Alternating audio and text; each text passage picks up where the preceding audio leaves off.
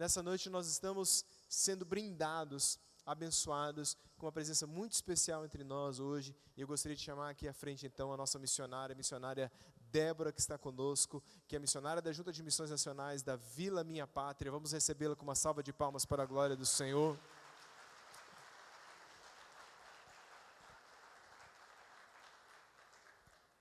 Seja bem-vinda, Débora, que Deus te abençoe.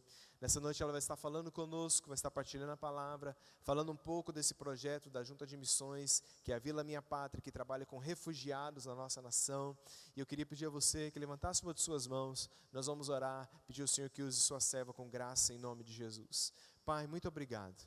Obrigado por essa noite de graça, de festa, em que estamos celebrando multiplicação, em que estamos celebrando a obra de Deus na nova geração, e que temos a graça de sermos ministrados hoje por aquilo que Deus está fazendo através de missões na nossa nação.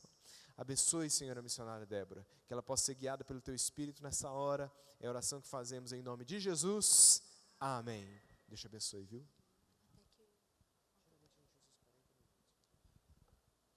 Graça e paz, amada igreja. Como o pastor falou, me chamo Débora, sou sua missionária, atuando ali no projeto da Vila Minha Pátria. Projeto onde temos recebido refugiados e repatriados. O tema da nossa campanha de missões nacionais é Minha Pátria para Cristo. Essas famílias deixaram a sua pátria. E a Vila Minha Pátria tem sido o lugar onde nós temos pregado que há esperança em Cristo Jesus.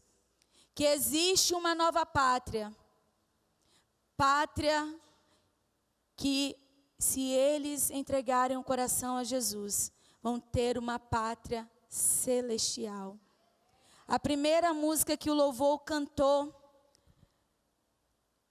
tem uma letra muito forte, eu até anotei, que fala: grave a eternidade em mim, Jesus, a recompensa é você. E eu fiquei me perguntando se, Senhor, é este texto mesmo que o Senhor quer que eu fale? Eu saí de uma igreja hoje de manhã e passei das 11 até as 4:30 da tarde hoje na Unimed. Eu estava orando, Senhor, faça que o médico me chame logo, porque eu tenho mais uma agenda, eu tenho mais uma igreja para compartilhar daquilo que Deus tem feito nos campos missionários. E eu gostaria de convidar os irmãos a abrirem as suas Bíblias. No texto de Mateus 14, nós vamos ler todo o texto. E o que Deus falou comigo através desse texto e através dos louvores, através de tudo que já aconteceu neste culto, não precisava nem compartilhar daquilo que Deus falou ao meu coração. E o que eu quero compartilhar com a igreja é: você está disposto a mudar o seu itinerário? O projeto da Vila Minha Pátria surgiu porque no ano de 2021, um grupo extremista ali no Afeganistão assumiu novamente o poder. As tropas americanas, elas foram embora daquele lugar. E como vocês viram aqui no vídeo, o avião decolando e muitas pessoas agarradas àquele avião, vidas que foram ceifadas, pessoas que já morreram, famílias que conseguiram vir para o Brasil, mas que parte da sua família ainda permanece lá.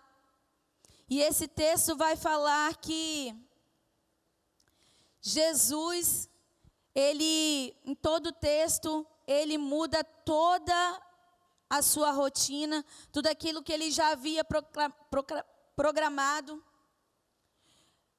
O texto vai começar dizendo: nesse tempo, Herodes, o tetrarca, ouvindo a fama de Jesus, disse aos seus servos: este é João Batista, ele ressuscitou dos mortos, e por isso, obras poderosas atuam nele.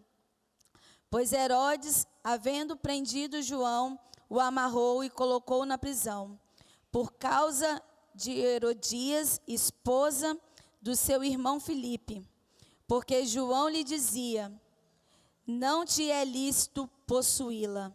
E querendo matá-lo, temia o povo, porque eles o consideravam um profeta. Celebrando-se, porém, o aniversário de Herodes, a filha de Herodias dançou diante deles e agradou a Herodes. Perante isso, prometeu com juramento dar-lhe tudo o que pedisse. E ela, tendo sido anteriormente instruída por sua mãe, disse: dá-me aqui um prato à cabeça de João o Batista. E o rei se arrependeu, contudo, por causa do juramento. E todos que estavam na mesa com ele ordenou que lhe desse. E ele mandou decapitar João na prisão. E a cabeça de João foi trazida em um prato e dada à moça, e ela levou para a mãe. Enviou os discípulos e vieram os discípulos e levaram e enterraram o corpo e foram dizer a Jesus. Ouvindo Jesus isso, partiu dali em um barco para um lugar deserto, à parte, e ouvindo isso, as multidões começaram a seguir de pé até a cidade. Jesus, saindo, viu uma grande multidão e, movido de compaixão por eles, curou os enfermos.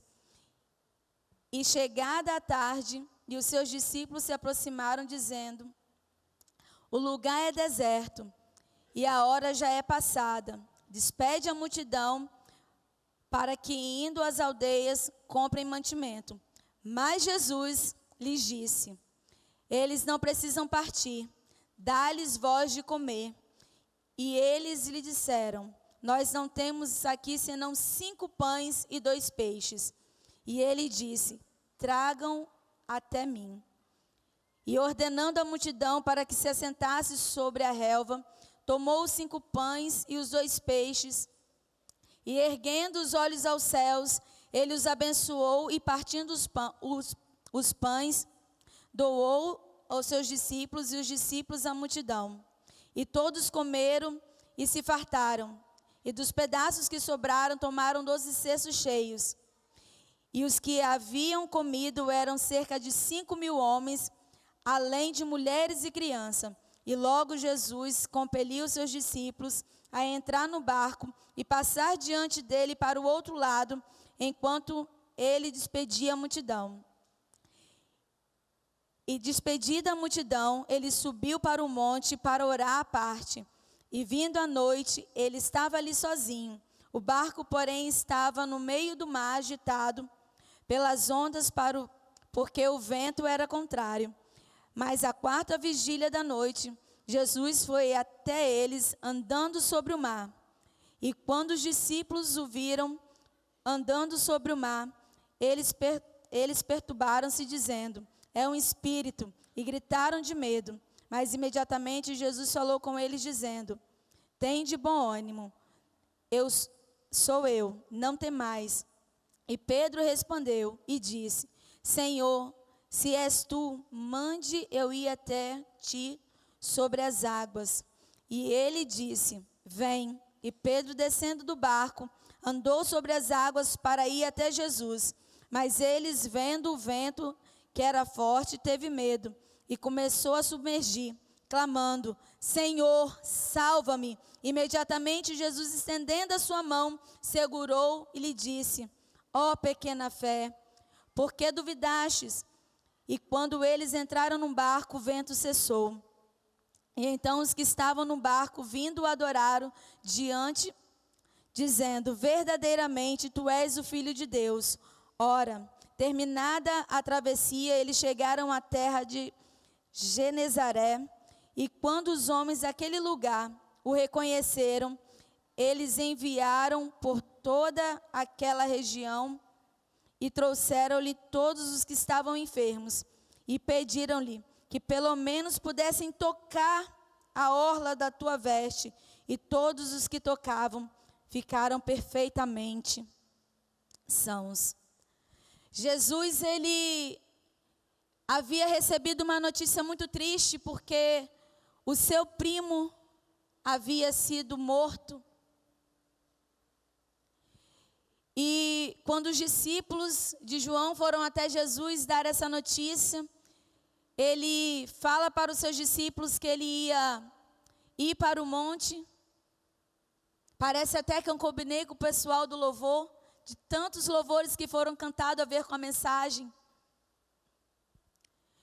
E a multidão, ao ver Jesus entrando no barco para ficar só, para falar com o Pai, eles começam a ir por terra seguindo a Jesus. E Jesus, vendo a multidão, vai dizer o texto que Jesus olha para aquela multidão e tem compaixão. E eu quero perguntar a nós, quando igreja, o que nós temos visto ao nosso redor, o que tem nos causado compaixão. Será que esse vídeo causou compaixão a nós, quanto igreja? Será que ao olhar na calçada, uma pessoa passando por situação de rua, ao passar por uma Cracolândia, a gente sente compaixão daquelas vidas que carecem de conhecer a maravilhosa graça de Jesus? Será que eu tenho me importado com um projeto que é tão pertinho aqui da gente, aqui no Pantanal? Será que eu tenho me importado, não vou nem para longe, com o meu vizinho que está do lado, com o meu familiar que ainda não teve a sua vida alcançada em Cristo Jesus? Será que eu tenho me importado com as obras missionárias que a igreja tem, os projetos que a igreja tem de evangelismo? Será que eu tenho me envolvido? Será que eu tenho tido compaixão? Será que eu tenho me importado de saber se tem um visitante ao meu lado? E se ele precisa apenas de uma oração? Será que nós temos, de fato, feito como Jesus, mudado o nosso itinerário, se importado com vidas? Nos versos de 22 a 23, vai contar que Jesus, depois de alimentar a multidão, ele fala para os discípulos irem adiante dele, porque ele ia fazer aquilo que ele não havia conseguido. Ele ia agora sim, depois de parar e ver a necessidade do povo, de curar os enfermos, de provavelmente ter contado uma história, porque Jesus era o maior contador de histórias. E lá na vila nós tentamos fazer como Jesus. Nós ouvimos as histórias que os nossos acolhidos contam, mas também contamos as histórias que Jesus contava na Bíblia. E Jesus, ele sobe ao monte, ele começa a orar, mas o texto vai dizer que de madrugada Jesus começa a ver que o vento começa a ficar mais forte, e da onde ele estava, ele olha para onde os discípulos estavam ali na sua embarcação, e ele vê que os seus discípulos, eles precisam de um socorro. Quantas pessoas têm chegado até nós com um olhar de socorro? Quantas pessoas têm chegado até nós e compartilhado um pedido de oração, clamando socorro? Quantos adolescentes nós conhecemos que têm passado por necessidade? Quantos casais que têm vivido alguma dificuldade no seu casamento? Nós temos muitos fatos. E será que nós temos mudado o percurso da nossa jornada? Será que quando um irmão liga, enquanto eu estou indo trabalhar, falando, eu preciso que você ore por mim, e eu mando uma mensagem e falo, meu irmão, eu não posso parar agora porque eu estou atrasado para o meu trabalho. o que é mais importante para o reino dos céus? As nossas ações ou as vidas? E Jesus, mais uma vez, ele interrompe o seu contato com o Pai. E ele desce aquela montanha. E ele caminha sobre as águas. Quantas vezes Jesus tem vindo em nossa direção e nós temos agido como esses discípulos? Viviam com Jesus, andavam com Jesus, mas não eram capazes de reconhecer Jesus de longe. Viram tantos milagres Jesus operando, tantas pessoas que Jesus ressuscitou, que havia morrido. Mas eles ficaram temerosos, acharam que era um fantasma que estava indo em direção a eles. E Jesus fala: não temas, pois sou eu, Jesus.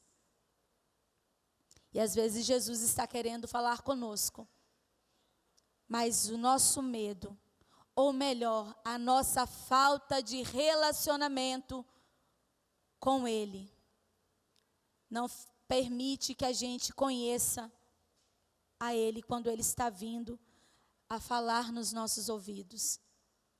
Às vezes a gente fala: Senhor, o Senhor falava com Abraão, o Senhor falava com Sansão, o Senhor falava com Jonas, falava com Daniel, o Senhor falava com tanta pessoa na Bíblia, mas eu não consigo ouvir sua voz. Deus só fala com aquele que se relaciona. A gente só vai conversar com o amigo da gente se a gente parar, trocar as nossas ideias, compartilhar daquilo que nós temos vivido. E com Cristo não é diferente, meus irmãos. Para que nós possamos ouvir a voz de Deus, nós precisamos nos relacionar a fio com Jesus Cristo. E Ele fala. Os irmãos creem que Jesus pode falar conosco. E aí a gente encontra Pedro, um discípulo ousado, fala: se é o Senhor mesmo, permita que eu vá até você. Eu quero também andar pelas águas. E a música que o louvor cantou no início falava justamente sobre fé. E a nossa irmã falou que a fé é o firme fundamento daquilo que nós não vemos, mas nós cremos. Pela fé nós podemos mover montanhas.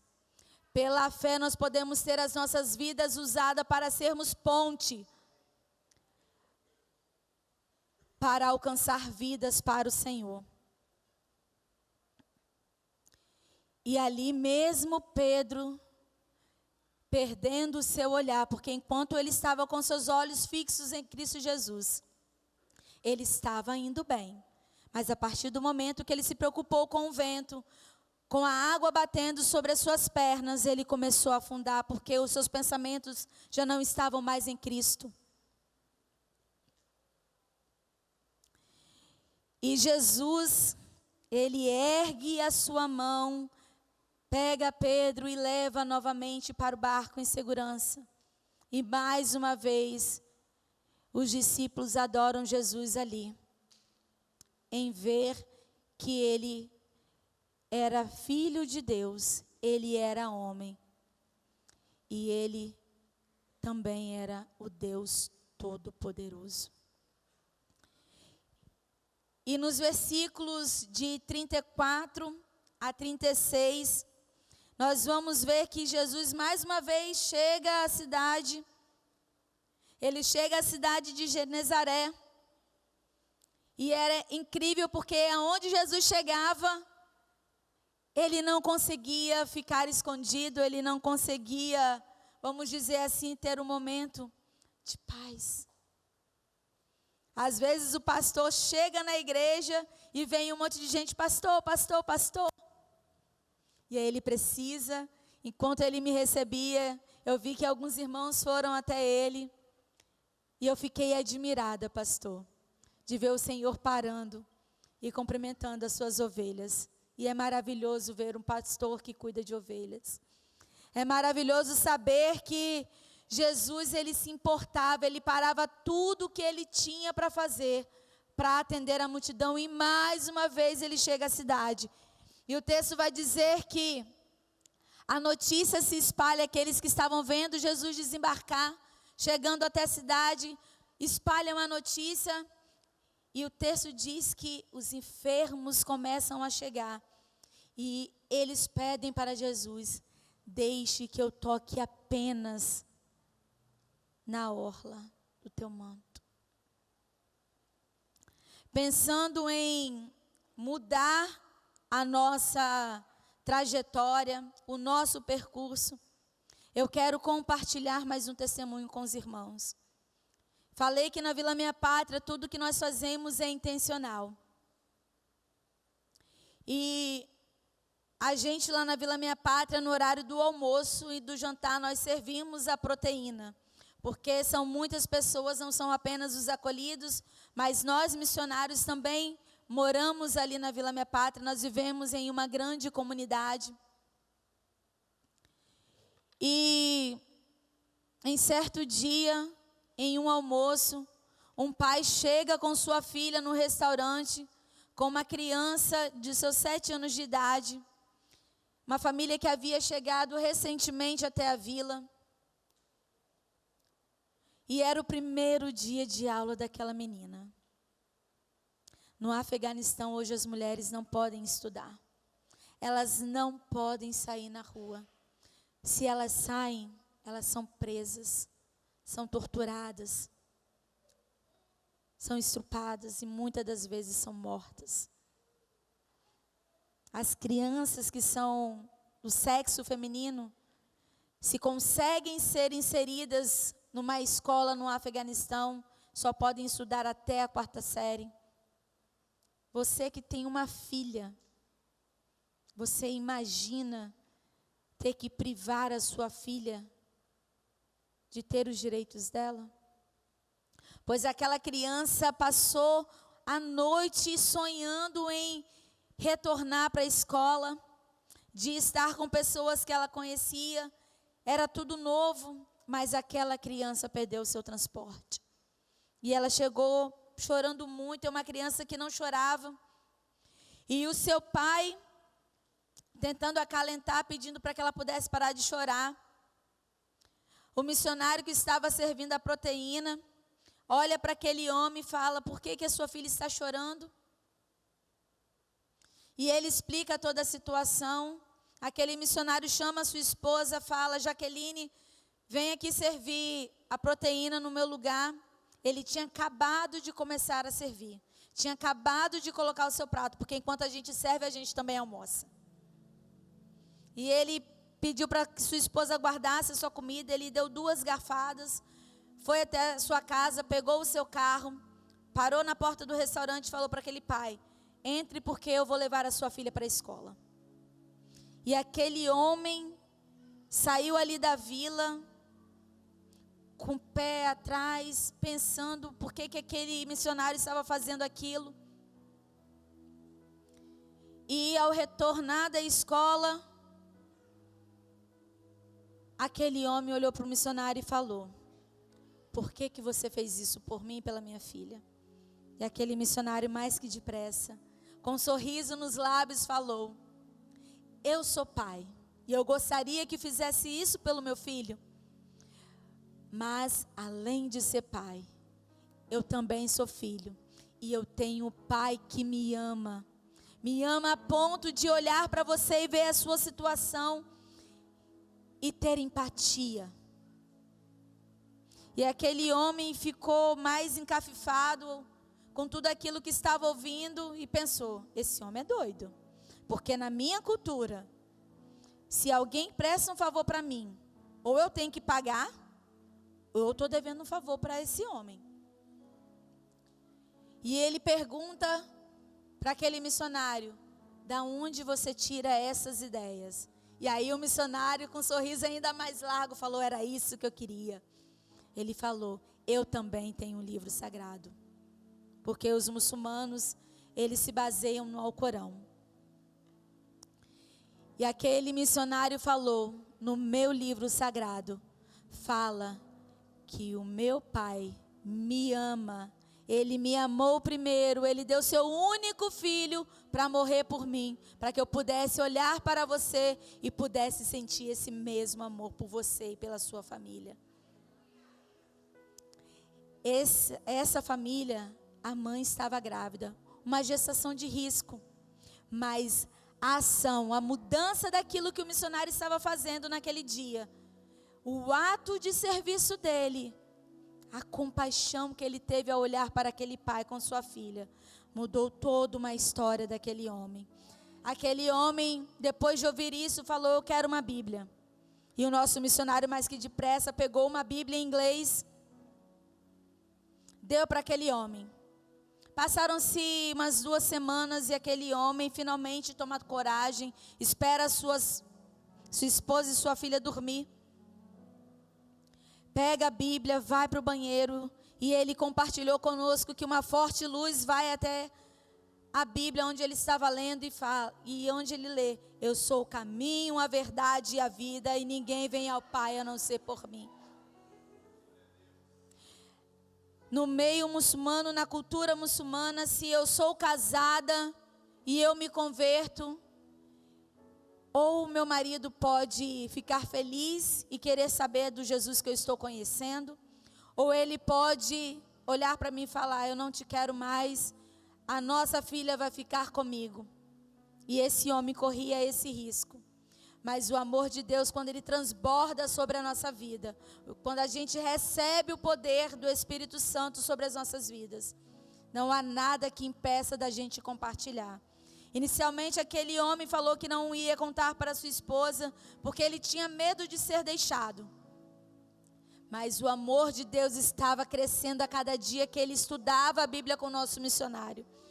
E chegou uma noite que ele esperou a sua filha dormir, e ele falou: olha, eu entreguei meu coração para Jesus. Mas quando nós entregamos a nossa vida a Jesus, a nossa vida ela muda. A tristeza que nós sentíamos agora se transforma em riso. E aquele homem passou desde então a ter ações diferentes do que a cultura dele pregava. Cuidava muito mais da filha, cuidava mais da esposa, acompanhava nos pré-natais. E aquela mulher olha para o seu marido e fala: eu notei toda a diferença e por tempos eu venho me perguntando o que estava acontecendo com você. E aquele casal, eles leem o livro de Mateus, a história da genealogia de Jesus, ao saber que um anjo vai até Maria e fala para Maria, e Maria entende o chamado dela em Deus, de que ela levaria por 9 meses uma criança, filho de Deus. E ela fala para o seu esposo: olha, se essa criança no meu ventre for uma menina, vai se chamar Maria. E eles leem o livro de Daniel, onde impacta a vida deles, e eles decidem que se for um menino, vai se chamar Daniel, porque eles não queriam que seu filho se corrompesse com as coisas desse mundo, com a cultura deles. No nascimento dessa criança, já interiorizados na cidade de Brasília, na igreja do pastor Mateus, na cidade de Taguatinga, chega o momento dessa mulher ter o seu filho.